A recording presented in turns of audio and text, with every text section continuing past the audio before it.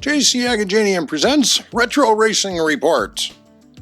Well, no, not exactly. More like Harold Osmer presents Retro Racing Reports from a JC Agajanian presentation of the Winston Gardena 100, which is what we now refer to as the Winston West. Back then it was the Winston Grand National Western Series.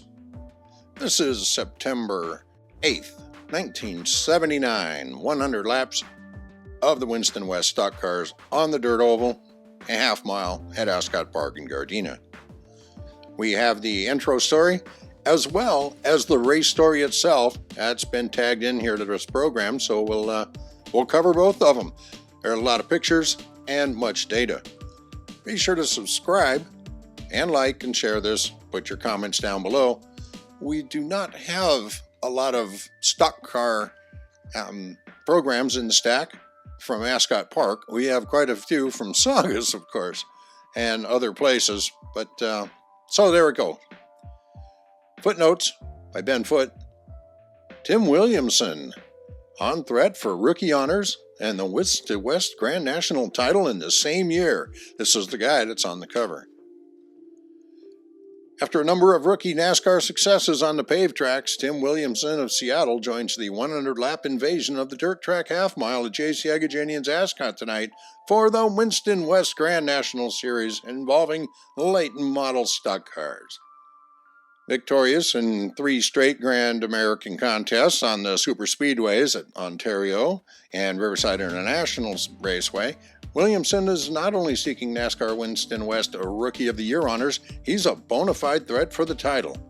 He's now ahead of 1977 titleist Bill Schmitt of Reading and Jimmy Insolo of Mission Hills, the defending champion. He gets another crack at both of them on the dirt at Ascot tonight. He'll be wheeling a 1978 Olds Omega prepared by his brother Chuck. It's a real family effort, the 23-year-old younger Williamson explains. My brother, along with Mike Stacks and Charlie Dickey, make a super crew. They've helped me finish in the top 10 in all but one of the first 9 races we ran this year. But Williamson is up against another reliable family with the entry of Schmitt, the 43-year-old businessman. Schmitt, in a 1977 Pontiac, was the only man to win 3 races in that first 9, including 2 back-to-back in midsummer. Insolo, the Southern California favorite and also a spectacular performer on the super speedways, was having a so-so year until he captured the Sears Point Road Race on August 12th. With his usual disdain for big names, Insolo beat a field that included David Pearson and Bobby Allison. Then he added another first at Spokane last weekend. Other prominent Southern California entries in this week's event at Ascot include Ed Sauer of Wilmington in the Midland Motorhomes Dodge he piloted last year by Ray Elder. Rick McRae of Riverside, 1978 Rookie of the Year. John Krebs of Long Beach, a 1978 Ascot winner.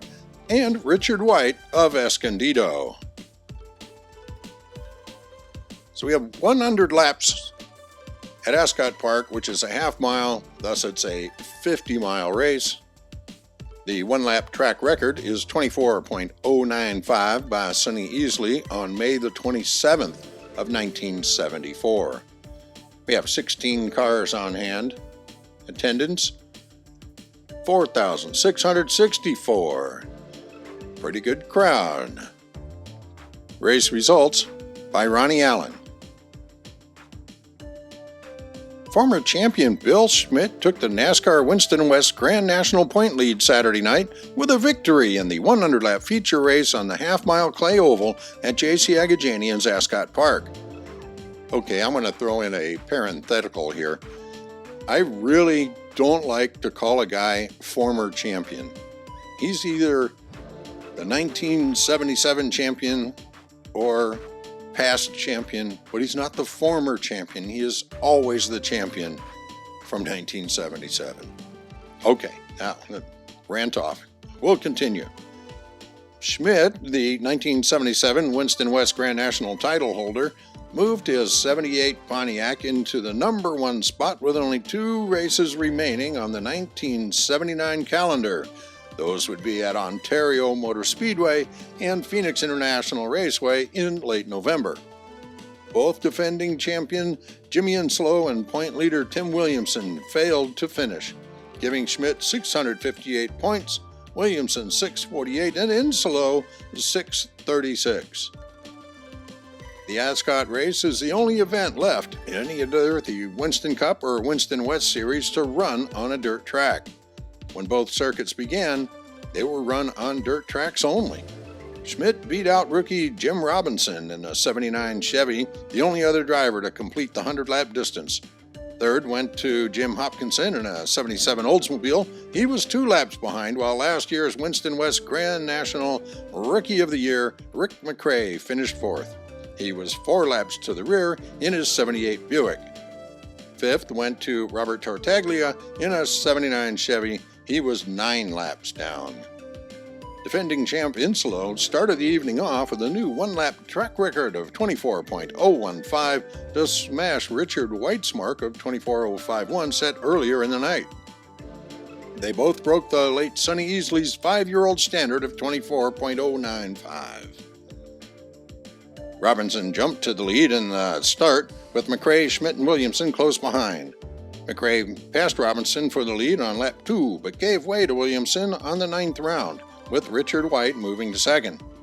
White ran down Williamson in 2 laps to take the number 1 spot on lap 14. By lap 25, it was White over Williamson, Inslow, Schmitt, Robinson, and Johnny Krebs.